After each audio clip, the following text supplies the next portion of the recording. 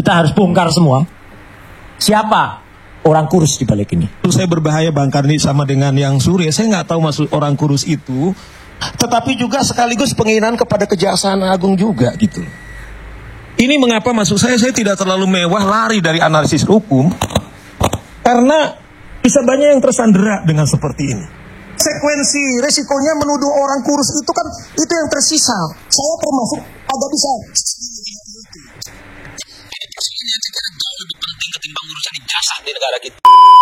Assalamualaikum warahmatullahi wabarakatuh. Baik lagi di channel Akbar CK. Roy Suryo yang fitnah sana fitnah sini didamprat habis-habisan oleh Bang Saur Siagian dan juga Adi Prayitno. Sebelum kita ke videonya, jangan lupa like dan share. Tanpa berlama-lama, langsung aja kita saksikan videonya berikut ini. Saya terus terang kaget Bang Karni dengan Noel, karena memang Noel itu kan dulu pernah juga keluar dari Jokowi Mania ya. Tapi nanti Bang Refli saya kira punya cerita lain nih, cerita baru nih.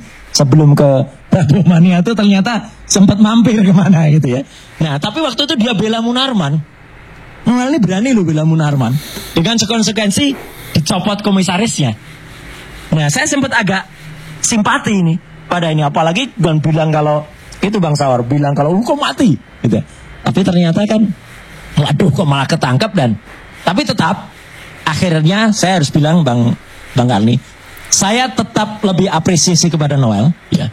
Meskipun dia nangis Bang Karni, tapi dia tegar, dia nggak lari, dia tetap menyerahkan dirinya, ya nggak bisa lari karena sudah ketangkep kan gitu. Dibandingkan dengan Sylvester Matutina yang masih terus berupaya, masih terus menggunakan surat dokter, katanya masih mau mengajukan PK lagi katanya gitu. Yang kedua, karena kan PK dalam keputusan sekarang itu bisa berulang-ulang. Jadi saya kira Bang Karni, kita harus bongkar semua. Siapa orang kurus di balik ini? Tuh. Terima kasih Bang Karni. Boleh nggak saya sedikit komentari? Boleh nggak soal orang kurus ini? Nah inilah menurut saya sebagai praktisi hukum agak berbahaya Bang Karni.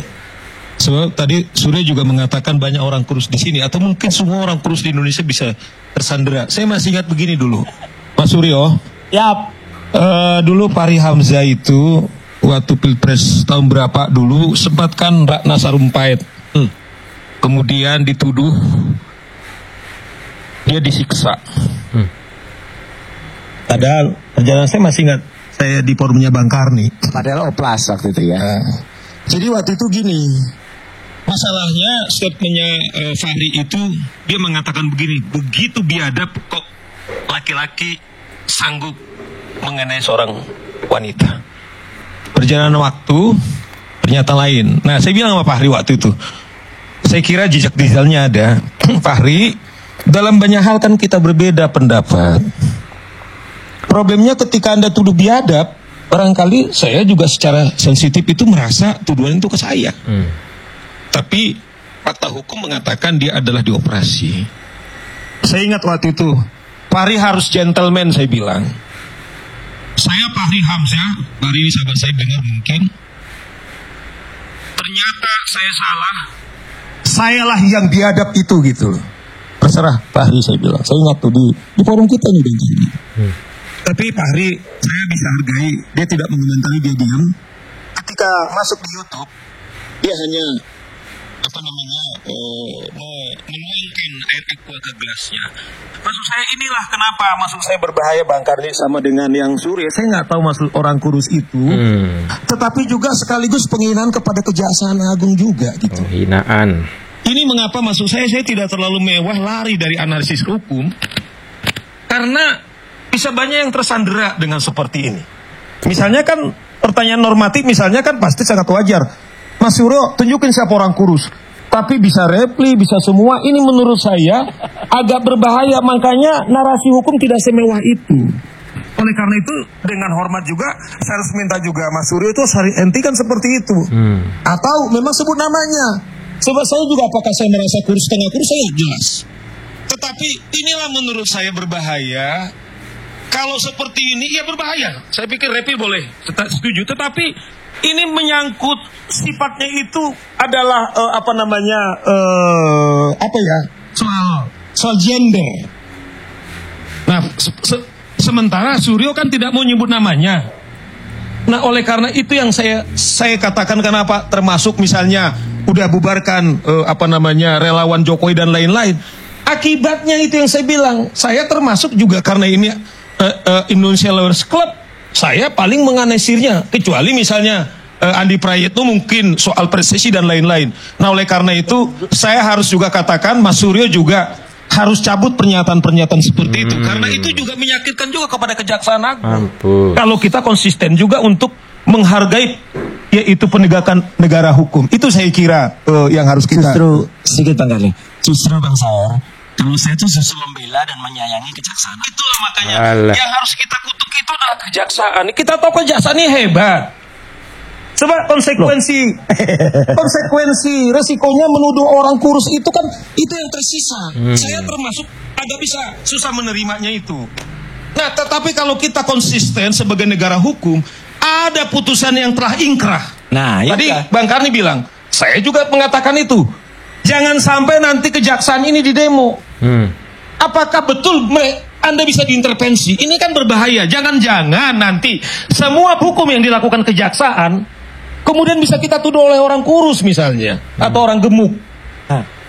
Nah, oleh karena itu menurut saya itu hentikan itu, tetapi kita analisir kepada analisis hukumnya, dan kita koyok seperti juga ada upaya hukum juga yang dilakukan kepada kejaksaan. Saya menghormati itu daripada ada lagi korban yang lain.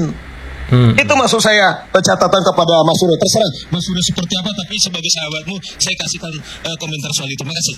Ya, terima persoalan Wakil Menteri Ketenagakerjaan. Ada persoalan-persoalan besar, jumlahnya fantastis, ratusan miliar dan bahkan triliunan, yang saya kira perlu diusut sebagai bentuk bagaimana persoalan korupsi itu ya bukan hanya tampak di permukaan, tapi juga menyelam di kedalaman, di mana ada aktor-aktor kakap yang selama ini tidak pernah tersentuh oleh faktor hukum. Itu yang kita tunggu hingga indeks persepsi korupsi kita yang saat ini positif. Survei menunjukkan betapa pemberantasan korupsi memasuki 9 bulan pemberantasan itu saya kira mendapatkan resultante yang cukup positif. Kuncinya adalah persoalan-persoalan korupsi besar di negara ini jangan pernah ada ampun. Seperti yang disampaikan oleh Pak Presiden. Nggak peduli dia apapun agamanya, apapun sukunya, apapun partainya, kalau salah dia harus ditindak dan harus dieksekusi secara ikan. Itu yang pertama terkait dengan persoalan bumi. Yang kedua terkait dengan kasus Bang Silvester. Terus terang kita semua nggak tahu Bang Silvester ini ada persoalan hukum yang menggantung, apapunlah judulnya. Saya kan tidak terlampau mendalami persoalan-persoalan hukum. Ini tentu terjadi karena terjadi huru-hara antara Bang Roy dengan Bang Silvester dan Bang Andi ini. Kalau tidak ada tuding-mentuding soal statusnya akan dinaikkan apa segala macam, orang tidak akan tahu, Bang. Ini tentu tidak terlepas karena perang saudara antar mantan pendukung Pak Jokowi ini. Bang Roy ini apapun judulnya pernah menjadi bagian dari Pak Jokowi. Bahkan yang nyetir pertama kali mobil SMK ke Jakarta ya, Bang. Per hari ini menjadi rival yang paling utama. Tiada hari Bang Roy itu tanpa Jokowi. Nyanyiannya paling indah. Jual nama Jokowi, Roy. Dan menjadi aktor utama di televisi-televisi dan podcast-podcast dan diskusi. Oleh karena itu bagi saya persoalan ini adalah, kalau saya selalu mengatakan biarkanlah hukum berjalan sesuai dengan tempatnya. Biarkanlah hukum itu sesuai dengan habitusnya, yaitu mencari keadilan, katakan yang salah dan kemudian katakan yang benar. Oleh karena itu saat ini kan sedang berjuang. Silvester itu katanya sedang PK dan seterusnya. Ditolak dan seterusnya, dan pasti akan ada upaya-upaya hukum lain tentu untuk mencari itu semua. Yang jelas persepsi terkait dengan pemberantasan korupsi, penegakan hukum di Indonesia itu per hari ini sudah mendapatkan respon positif. Pemerintah itu jempolnya dapat 10, Bang, karena saking hebatnya soal pemberantasan korupsi dan penegakan hukum. Saya kira ini tren yang harus dipertahankan, ini tren yang harus dilanjutkan, sehingga persoalan-persoalan apapun di negara kita, mulai dari persoalan korupsi, kasus-kasus hukum apapun seperti pencemaran nama baik, sepanjang itu belum selesai, saya kira memang harus mulai dituntaskan di negara kita. Dan yang terakhir, terlepas dari persoalan hukum yang terjadi pada Bang Silvester, yang ingin saya katakan soal bahaya menuduh politik identitas. Saya katakan, tentu di akhir statement saya ini, di Bang Roy, Bang Silvester, Bang Andi, terlepas apapun perseteruan politiknya, mari sudahi persoalan-persoalan ini. Duduk bersama, ngobrol bersama. Ada persoalan yang saya kira jauh lebih penting ketimbang urusan ijazah di negara kita itu. Apa persoalan terpenting kita? Ayo pikirkan bagaimana orang yang tidak kerja itu bisa kerja. Nah, itu. Ayo kita pikirkan bersama bagaimana orang yang selama ini gajinya tidak naik bisa menjadi naik. Bagaimana pengangguran dan kemiskinan itu bisa dikurangi dan seterusnya dan seterusnya. Saya kira ini adalah persoalan-persoalan yang penting di negara kita, butuh advokasi dan keseriusan yang bersama, sehingga seluruh anak bangsa yang saat ini berseteru saling bekerja sama. Kemudian yang paling penting yang kita inginkan adalah bangsa yang baldatun thayyibatun wa rabbun ghafur. Pemilu masih panjang, Bang.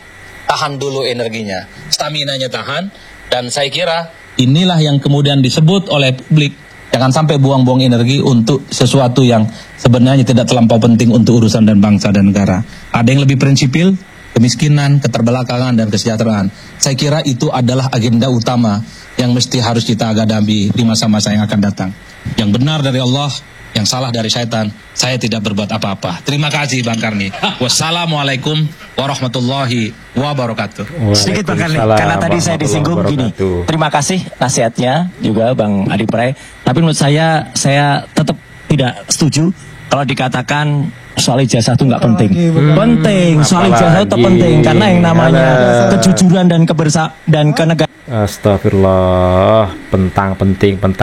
Ada yang lebih penting daripada urusan ijazah dan ijazah. Penting kata Roy Suryo, urusan ijazah itu penting bagi dia dan kelompok-kelompok mereka. Karena apa? Menjual nama Pak Jokowi, menjual kasus ijazah, ya. Mereka Roy Suryo CS ini diundang di mana-mana, di televisi mereka, di media sosial mereka, di podcast mereka. Itu mereka dapat duit. Itulah teman-teman sedikit informasi yang bisa saya sampaikan di video kita kali ini. Jangan lupa like, share, dan subscribe channel Akbar CK. Jangan mau kita terprovokasi, jangan mau kita terpecah belah. NKRI harga mati. Assalamualaikum warahmatullahi wabarakatuh. Salam sehat selalu, bye-bye.